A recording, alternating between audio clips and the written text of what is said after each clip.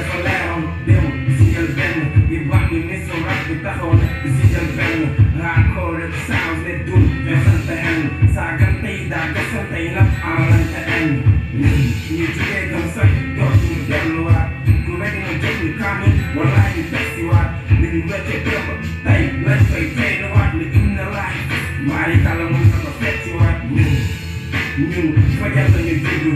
déggu jàng jot ci jaayu xam ne wedd wundu mu junju ma fuddu ku mer bul ko tuddu def li ngay def te deem jarul wax di guddu ñun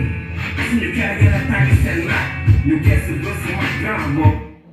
waaw sama gars yi rek nag noonu Ngaaka Blindé waaw best mixtape waaw Ngaaka nag gën nga rap yu mel nii quoi temps moom mooy loolu quoi ay jab la nga fi indi ay clip bu kenn xamul loolu quoi best mixtape of Ngaaka Blindé waaw album bi mixtape bi classique la quoi vraiment son yu dóoba ci ne quoi. bon sama gars yi tey ci li may wax mooy je vais parler de Nit Doff et de Dip waaw biir bi am na wala am na clash bi am na wala amul quoi tu vois bon man sama avis personnel lay doon quoi. bon li ma bëgg a wax mooy maanaam Dip ak Nit Doff amoon nañ ay antécédent mooy bi Dip génnee Youssou Ndour bi Nit Doff ne rap Samba Mbayaan Dip gis ci boppam mu riposté après ñu expliqué ñoom ñaar ku ne après mu jàll quoi mais boo amul ay secret yu mag quoi mais après boobu léegi seen relation naa dañuy sàmmal soigner les apparences récemment ñu def ay kii seen sortie Instagram page Instagram Dip xosi Nit Doff ne moom loolu moomu ko quoi tu vois donc du ci tontu mais à notre grande surprise Nit Doff dafa génne freestyle bi passé bu mu génnee freestyle mais dafa xosi Dip ay 3 lyrics laa ne may rek nga xam ne ndax Dip ko moom wala moom ko après ngeen jugé quoi. first of all nee na ko tocc mil sa omi di nga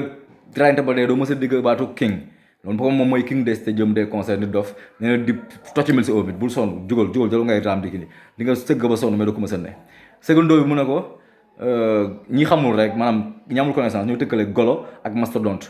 tu vois ak mastodonte parce que golo bi ça fait référence à reptile music golo bi moom a gënal Gucci Louis V tu vois golo bi moom Dip ko moom quoi boobu tamit xosi la. troisième bi mu ne ko iblis bi ngay jokku ñun sa njëlbeen lañ ko demooyu ñëpp xam nañ ne Dip gars yi naan Illuminati li ko affaire noonu mu ne ko iblis bi ngay jokku sa njëlbeen lañ ko demooyu tu vois donc Nit Doff ne woon affaire bi di ci wax ni mais loolu moom clash la nit moom vraiment loolu moo ko moom rapport dañuy wax dara après bu ñu ko waxee ba pare nag changé waat quoi mais loolu Dip moo ko moom léegi Dip spotu Ellen bi Dip nee na léegi du xuloog benn rappeur xamante ne tontu loolu Dip nee na du xuloog benn rappeur nëmba doon laa nañ xool YouTube bi ñaata abonné la am ay vidéo am ñaata page am ak ñaata vente lay def nee na léegi dootul xuloo kenn quoi mais Nit Doff xosi na ko tey man conseil may jot Dip mooy ba amoon lay def nga riposté mën na feesal kii parce que Sénégal dafa dañ kumpa boo def da nga def profil ba mais en tout cas Nit Doff moom xosi na quoi xosi na après ngeen gars yi xool léegi suuf yéen loolu gisee loolu quoi man dama jàpp ne nit moom wàcce na ko si kii bi quoi